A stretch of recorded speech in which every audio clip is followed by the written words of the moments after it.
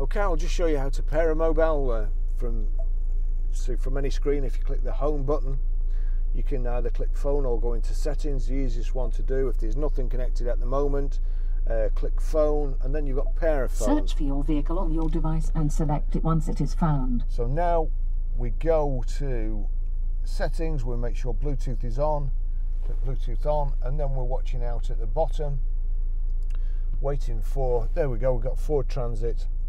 We'll just give it a second for the other system to catch up. So click Ford Transit.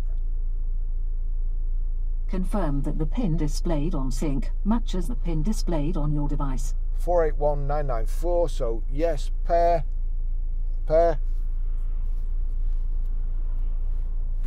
Allow contacts and For your favorites. safety, please stay alert to changing road conditions and use Sync's voice-activated features while your vehicle is in motion. Allow contacts and favorites to sync, allow, and then automatic contact download finish. Ford Transit connected. That's how you do that.